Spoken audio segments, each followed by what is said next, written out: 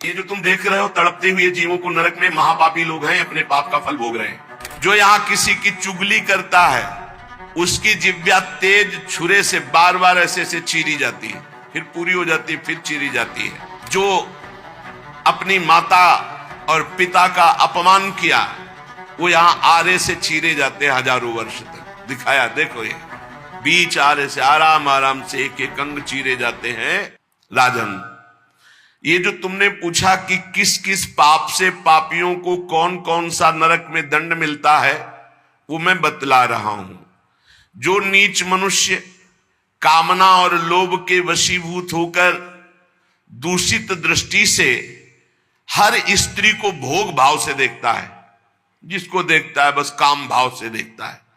बोले जो दुष्ट दूषित भाव से माताओं बहनों को भोग दृष्टि से देखता है, तो यहां बड़ी बड़ी चोंच वाले वज्र के समान जिनकी चोंच ऐसे गिद्ध बार बार हजारों वर्ष उनकी आंखों को नोचते और खाते रहते हैं। वो आंखें बार बार होती रहती हैं, बार बार निकालते। यही वहां है कि मरना नहीं है।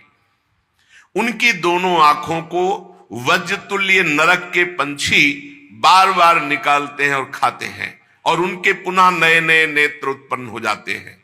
इस पापी को पलक झपकने तक के लिए विश्राम नहीं मिलता, निमिष तक के लिए कि थोड़ा चैन मिल जाए, महान दुख होता रहता है।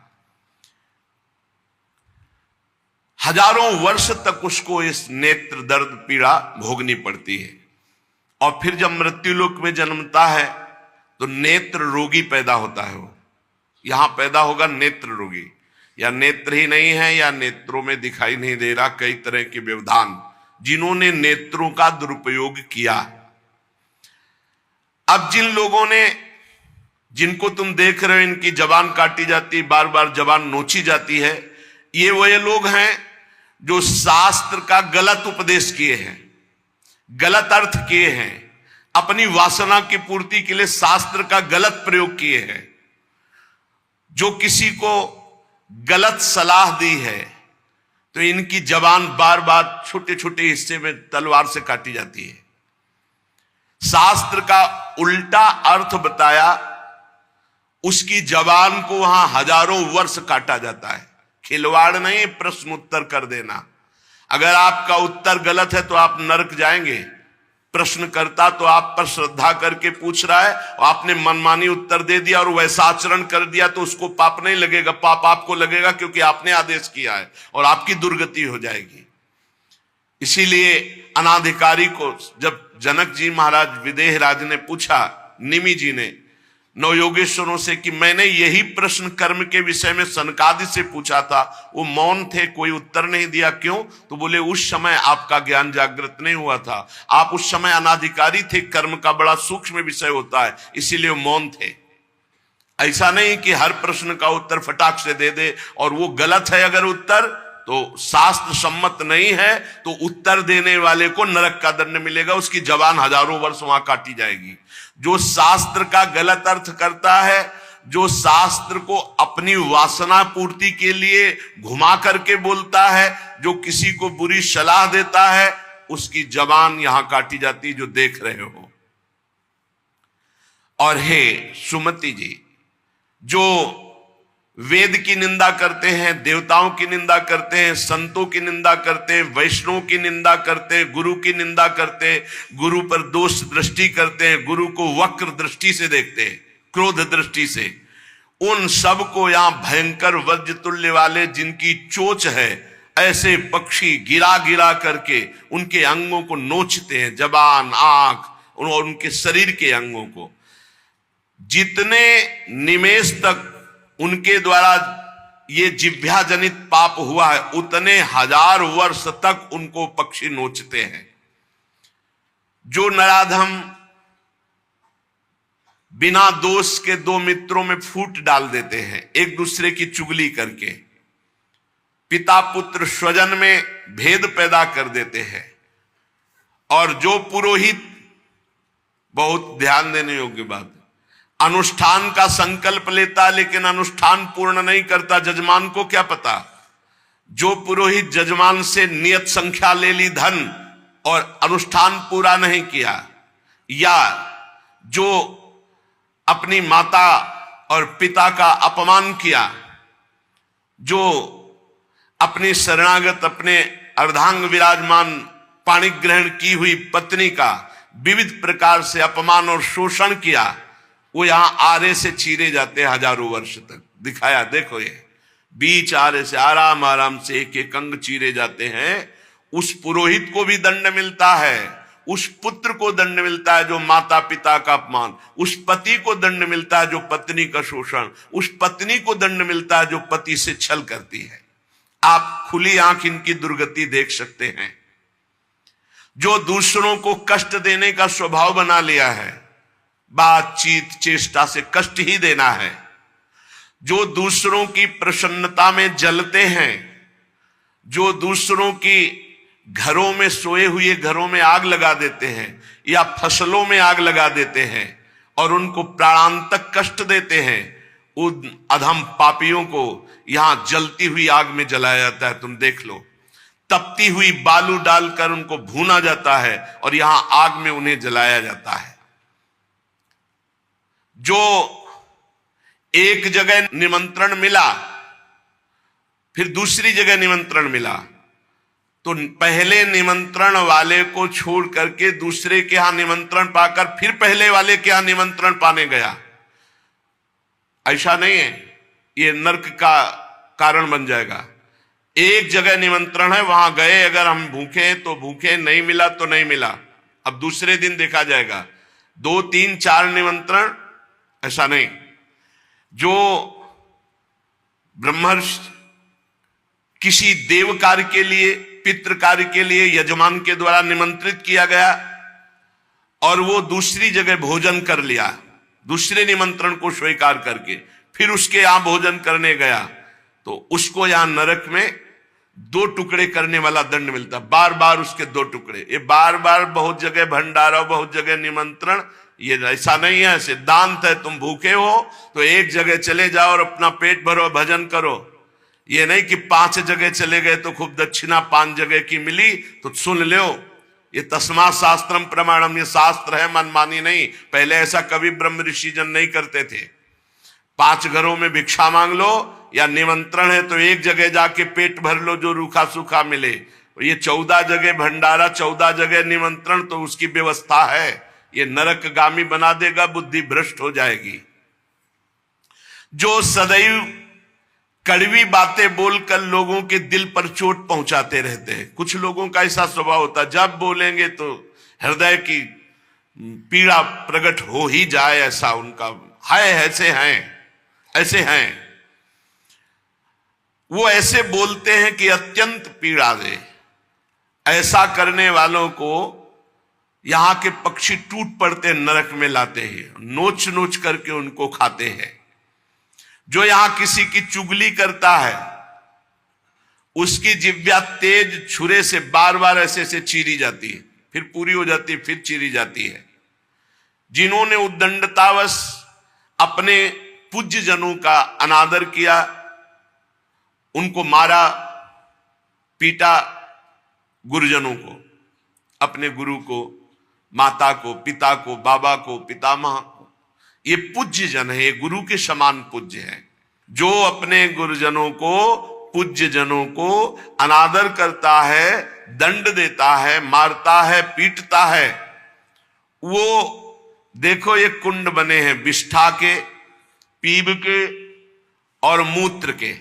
मूत्र का कुंड, विष्ठा का और पीब का, नीचे करके मुख उन्हीं कुंडों में डाल दिया जाता है, ऊपर से पैक कर दिया जाता है। हजारों वर्ष वही खाओ वही सड़ो, कितना भयानक कष्ट है। नीचे के मुख करके उसमें डाल दिया जाता है। जो लोग भोजन बनाने, बहुत ध्यान से सुनो, भोजन बनाना उद्देश्य रखो, यज्ञ है, यज्ञ के लिए भोजन बना रहे हैं। सबके हृदयों में भगवान है, पहले भोग लगाओ श्री भगवान का, फिर दरवाजे पर निकलो और आसपास झांक के देखो, कोई पशु पक्षी, कोई मनुष्य, कोई संत महात्मा, कोई भूखा तो नहीं दिखाई दे रहा। अगर एक गाय है, कुत्ता भी है, तो घर से जाओ, रोटी लाओ, पहले उसे डालो। भगवत स्वरूप मान करके पहले, फिर अपने घर में जो बड़े बूढ़े हैं सबसे पहले उनको पवाओ, बच्चे जो हैं उनको पवाओ। अच्छी अच्छी चीज तुम पालो, बड़े बूढ़े नहीं, अभी आगे आएगा, उनको भी दंड मिलता है। तो जो रसोई बनाए तो उसे भाग लगाना चाहिए, देवता का भाग, अतिथि का भाग, कौवे का भाग, गाय का भाग, और अपने जो पूर्व के बुजुर्ग जन हैं पहले उनकी सेवा। अच्छा, जो भी रसोई बने, भगवान का भोग लगाया, दरवाजे तक गए, अतिथि को देखा, एक गौ के लिए ग्रास निकाला, एक कौवा पक्षी आदि के, जरूर जरूर ये नहीं निकालोगे तो पाप है। गीता जी में कहा जो अपने लिए पका के पाता है वो पाप पाता है। तो जो अभ्यागत अपने बुजुर्ग और अतिथि, अब कोई साधु महात्मा आया, माना कोई भी हो, वो दरवाजे में पुकारा, राधे श्याम, आप छुप नहीं सकते, आपको निकलना पड़ेगा। हाँ राधे राधे, क्या चाहिए, क्या सेवा करूं आपकी? आप जल पिएंगे, आप भोजन पाएंगे? नहीं मुझे पैसा चाहिए। वो नहीं दे सकता, खत्म खेल, आपका आदर हो गया।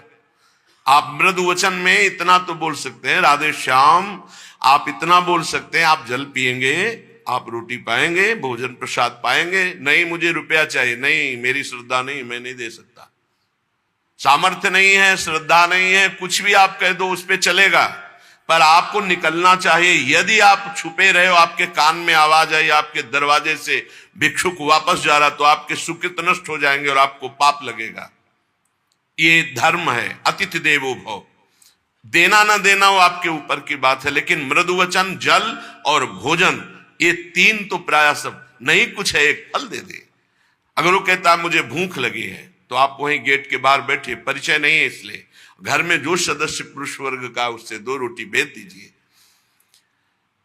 जो दुष्ट आए हुए अतिथि का अपमान कर देता है, अतिथि देवो भव, बड़ी महिमा है गृहस्थ धर्म में अतिथि सेवा, साधु सेवा की, उसे यहां पीब चाट चाट के पवाई जाती है नरक में, उनका बुरा हाल होता है। बहुत सावधानी, इसीलिए धर्मात्मा पुरुष एक एक कार्य को बहुत धर्मपूर्वक, जो यहां दूसरे के भाग का अपहरण कर लेते हैं, पंगत में एक ही भोजन चलना चाहिए, ऐसा नहीं छुपा होना चाहिए कि 10 लोगों को और 10 लोगों को और। घर में ऐसा छुपाव नहीं होना चाहिए कि बूढ़ा बुढ़िया के लिए सूखी रोटी दाल और आप गर्मा गर्म हलवा और अच्छे अच्छे पदार्थ पा रहे हो। जो ऐसा भेद करके भोजन करता है, मुखिया मुख सो चाहिए, खान पान सो एक। जिसके घर में समर्पित नौकर हैं उनको भी वही भोजन पवाओ जो तुम पाते हो। ऐसा नहीं हो सकता कि तुम बढ़िया बढ़िया और फिर निकृष्ट भोजन उसको, ये तुम्हारा पाप बन रहा है। सबके हृदय में भगवान है, भोजन वही, तुम भले बचा खुचा पालो, घर के मालिक हो, लेकिन सेवकों को, बालकों को, वृद्धजनों को, अतिथि जनों को भरपूर। ये धर्म का ज्ञान अगर नहीं है तो फिर कह रहे हैं कि शरीर बड़ा भयानक मिलता है और मुंह सुई की नोक के बराबर होता है। अब वो इतना भूख से व्याकुल होता है, पर उसको खाने को क्या मिलेगा? वही गंदी चीज और सुई की नोक के, और हाथी जैसा शरीर, और भूख से वो तड़पता रहता है। ऐसा हजारों वर्ष नरक में मिलता है। जो लोग पंक्ति में ब्रह्म ऋषियों को, वैष्णवों को बैठाल दिया, जैसे कई कि अपने रिश्तेदार आए तो पुआ पूरी हलवा, और अगर साधु महात्मा आए तो हृदय में जलन हो रही है। ऐसा भक्त चरित्रों में पाया गया है कि भक्तजन आए तो देख करके जलन पैदा हो गई और कहा हम बीमार हैं, हमसे नहीं हो पाएगा। और जब उनका भाई आया तो पुआ खीर और सब चकाचक, तो भक्त आए तो उन्होंने कहा हमारे रिश्तेदार भक्त आए तो तुम्हारा शरीर दर्द कर रहा था, और जब तुम्हारे भाई आए तो तुम तो बोले रिश्तेदार ऐसे चले जाएंगे, नहीं तो संत वैष्णव ऐसे चले जाएंगे। पूरी पुआ खीर सब संतों को पवाया, और जो खिचड़ी आज स्वयं बनाई थी वो पवाया उनके रिश्तेदारों। जो ब्रह्म ऋषियों को निमंत्रण करके, साधु वैष्णव को पंक्ति में बैठाल करके अपने लिए अच्छा भोजन, देखो बहुत सावधानी। हरिराम व्यास जी ने जब देखा उनकी पत्नी दूध परोस रही थी, उनके उसमें मलाई गिर गई तो नाराज हो गए और कहा ये पति है शरीर इसलिए मलाई गिरा दी, जाओ आज से सेवा से त्याग। हमारे पति ये संत जन है, संत जनों के आगे मलाई क्यों नहीं गिरी? दूध की मलाई हमारे आगे ही क्यों गिरी? क्योंकि हरिराम व्यास रूपी शरीर तुम्हारा पति है, इसलिए मैं तुम्हारा त्याग करता हूं, आज से सेवा में तुम्हारा अधिकार नहीं। यद्यपि उनका ऐसा भाव नहीं, लेकिन कितने इसीलिए सावधान। अब अपने घर वालों के लिए अच्छे अच्छे लिए और संत महात्मा वैष्णव अतिथि के, तो बोले उसे दंड मिलता है, नरक में ला करके उसे विविध प्रकार से सताया जाता है। जब कोई अर्थार्थी शरणागत तुम्हारी शरण में आ जाए और तुम उसके साथ धोखा करो तो यहां भी दंड मिलेगा और वहां भी दंड मिलेगा। एक पूज्य भाई जी से हनुमान प्रसाद पोद्दार जी ने घटना लिखी कि मैं नाम खोल करके नहीं कहूंगा क्योंकि उनके पारिवारिक जनों को दुख होगा। मेरे परिचय के थे भाई जी महाराज के, मेरे परिचय के थे, गांव भी लिखा है, गांव का नाम भी लिखा है कि वो मेरे परिचय के थे और दो भाई थे। उनमें से किसानी का कार्य होता था। किसानी के बहुत पुरानी घटना नहीं है भाई जी महाराज कह रहे, कुछ वर्ष की है, यह अक्षरशः सत्य है। ये कोई हम कथा नहीं कह रहे, हम जानबूझ करके पता नहीं दे रहे हैं। मुझे जिला गांव सब पता है। वो कृषि कार्य करते थे, गृहस्थी का कार्य किसानी से पूरा होता था। उनके पास एक बैलों की जोड़ी बहुत सुंदर थी और एक बैल, दो भाई थे। एक दिन संध्या काल के समय जो व्यापारी थे बैलों के, उनको पता चला गांव में दो किसानों के पास बहुत सुंदर दो जोड़ी बैल हैं, एक जोड़ी से उनका काम चल सकता है, आप प्रयास करेंगे तो एक जोड़ी बेच देंगे। अर्थ है आपकी शरण में आया है तो आपको अपने प्राणों की बलि चाहे देनी पड़े, उसकी हानि नहीं होनी चाहिए, शरणागत की हानि नहीं होनी चाहिए। अगर हानि हो गई तो नार की गति मिलेगी और यहां भी दंड मिलेगा तत्काल। ये महत् पाप है, शरणागत का त्याग महत् पाप है। अब वो दो व्यापारी थे, अब वो कई बैल खरीदना बेचना उनका काम था। वहां आए और उस समय 12,000 रुपए की जोड़ी तय की। उनको बहुत अर्थ लगा, 12,000 रुपए मिल रहे, दो से काम चला लेंगे, फिर गौवे हैं बछड़े हो जाएंगे, फिर काम चले। 12,000 रुपए ये देंगे और ये व्यापारी हैं तो उनके पास थैला भी था तो और भी रुपए होंगे। संध्या का समय था, व्यापारी ने कहा कल सुबह हम बैल लेकर चले जाएंगे, आज रात हम तुम्हारे यहां सो जाएं। रात्रि हो रही, उनके मन में तुरंत चलने लगा दोनों किसान भाइयों के। उन्होंने कहा हाँ हाँ बहुत आराम से खाइए पिए, आपका घर है। उनका आज रात्रि हम आपकी शरण में हैं, आप हमारे और हमारे धन की रक्षा कीजिए, कल सुबह हम 12,000 आपको देकर आपके बैल लेकर चले जाएंगे। अब एक तो अतिथि, दूसरे शरणागत। रात्रि में अच्छा भोजन पवाया और बारंडे में लिटा दिया। घर घर के बाहर चौपार होती थी, जिसे बारंडा कहा जाता है उसे चौपार कहा जाता है। वो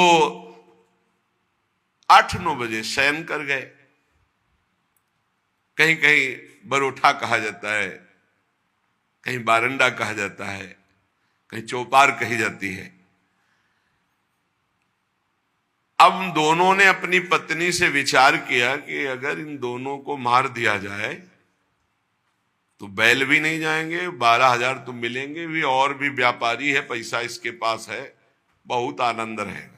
ये भाव बिल्कुल नाशकारी, क्योंकि उस शरण में है तुम्हारी, वो अतिथि है बिल्कुल। ये तो मतलब लोक परलोक तत्काल नष्ट कर देता है, तत्काल। इसे महत् पापों में कहते हैं, और महत् पाप तत्काल प्रभाव दिखाता है, तत्काल। वो ऐसा नहीं कि नरक जाओगे वो बाद की बात, तत्काल तुम्हें दंड देगा। ये महत् पाप तत्काल दंड देता है। उनके हृदय में हत्या करने का पूरा विचार बन गया, पाप भरी योजना। पत्नी उनकी सहयोगी हुई तो पत्नी ने कहा पहले लाश गाड़ने की व्यवस्था तो सोचो, घर में तो गाड़ी नहीं जा सकती। तो उनका हमारा खेत है बगल में गन्ने का, हम दोनों जा रहे हैं और एक ही गड्ढे में दोनों को दबा देंगे, इनके नाप का गड्ढा खोद के अभी आते हैं। वो अति शीघ्र गन्ने के खेत में जाके गन्ना काट के और गड्ढा खोदने लगे। दैव योग से एक पड़ोसी को सोच लगी, भगवान का विधान होता, जाको राखे साइया मार सके न कोई। वो सोचा बगले में गन्ने का खेत है, यही निपट लेते। पहले शौचालय तो हुआ नहीं करते थे, गांव के बाहर खेतों में दूर जाना होता था। अब वो गन्ने के खेत में बगले में जाके, अब ये बोले इतने में 2 आ जाएंगे। उसको लगा ये रात्रि में क्या प्लान बना रहे हैं। नजदीक गए, वो देखो एक को नीचे कर देंगे, एक को ऊपर कर देंगे। बोले कहीं पाप तो नहीं हो रहा। बोले 20,000 रुपया उसके पास है, तुम पाप की सोच रहे हो। उनको जो सोच गया था उसकी सोच तो हो गई। उसने सोचा कोई घटना हो रही, तो उनका दोनों को मार करके इसी में गाड़ देंगे, 2 गड्ढे खोदने की जरूरत नहीं। अच्छा 2 हैं और देखो कोई जानेगा नहीं, बरोठे में ही तो पड़े हैं और सो गए होंगे। फौरन उसने जल से पवित्र हुआ, भागा, उनके घर में गए, पड़ोसी ही था, वहां दोनों को जगाया और कहा ए अभी चलो हमारे साथ, कहां है तुम्हारा पैसा, पैसा ले लो। अब वो भगवान की प्रेरणा से बचाने के लिए तो उनको संशय भी नहीं हुआ, फौरन अपने झोला लिए जिसमें रुपया रखे थे, और वैसे ही गद्दा बिछा हुआ, वैसे ही रजाई रखी हुई अपने घर में ले गया और कहा इन दोनों भाइयों ने मारने का प्लान और गड्ढा खोद दिया है, चुप यहीं शांत में। और उनके दोनों के एक एक लड़के थे जो नौटंकी देखने गए थे गांव की। कर्म बड़ा निकृष्ट संकल्प किया था, इसलिए पाप कर्म प्रेरित करके उन लड़कों के मन में है कि हमें नाटक अच्छा नहीं लग रहा, छोटे जगह चलो यार, हमें अच्छा नहीं लग रहा, हमें सोने का मन है। दोनों मस्ती से बातचीत करते हुए आए तो देखा बरोठे में गद्दा बिछा है और रजाई। तो उनका शायद माता पिता ने सोचा हो कि रात्रि में पता नहीं कब ये आएंगे तो दरवाजा खोलना पड़ेगा, यहीं सो जाते हैं। दोनों मुंह ढक करके उसी में सो गए। अब वो दोनों, भगवान का विधान बड़ा विचित्र होता है, दोनों गड्ढा खोद करके आए, अपनी पत्नी से कहा काम हो गया, गड़ासा निकाल, गड़ासा निकाल। बोले तू पैर पकड़, भाई से कहा तू खोपड़ी पकड़। अंधेरे का मामला, कोई बिजली तो गांव में रहती नहीं थी। दोनों पुत्रों को काट दिया और मैं गद्दा और रजाई सहित समेट के गड्ढे में तोप के। अब जब वहां गड्ढे में डालिया तो बोले झोला कहां है रुपया का? बोले हमने तो सोचा था सिराने ही होगा। बोले गद्दा रजाई में तो लपेट के नहीं डाले? बोले पक्का नहीं, ऐसा कैसे हो सकता है? बोले रुपया कहाँ है? अब वो तो बड़े चिंतित कि जिसके कारण मारा वो रुपया नहीं। और फिर गए गड्ढा खोदा और जब देखा कि हमारे लाला, हमारे ही पुत्र, और ना तो चिल्ला सकते हैं ना रो सकते हैं, ढूंढा वहां पैसा नहीं, ना वो जिनको मारना था वो थे नहीं, अपने बेटों को मार दिया। सुबह हुआ तो पड़ोसी निकाल के लाया उनको, कहा ए भाई बड़ा सुंदर प्लान बना रहे थे इन दोनों को मारने का, पैसा भी सुरक्षित और ये भी सुरक्षित, अब हम जा रहे हैं सरकार से रिपोर्ट करने। दोनों को जेल हुई, दोनों पुत्र मारे गए, दोनों पत्नी और पति सहित सजा को प्राप्त। अगर शरणागत है, कोई धन लिए हुए है, आपके समीप आया हुआ है और आप थोड़ा भी लालच करके उनका अहित करना चाहते हैं तो शरणागत का अहित सोचना मात्र अहित कर दिया। ये तो यहां दंड मिला, पूरा जीवन बर्बाद हो गया, पूरा जीवन बर्बाद हो गया। पति पत्नी जेल में, लड़का मार डाला, रह क्या गया, सब बर्बाद, और अब नार की गति भी होगी। तो कह रहे हैं जो आए हुए शरणागत के साथ छल करता है तो यहां थूक, खखार, बिष्ठा, इसके कुंड बने हैं, इनमें डाल दिया जाता है। आनंद लो, सोचो, थोड़ी देर भावना करो, गटर में पैक कर दिया जाए, आपको मरना है नहीं। थूक, खखार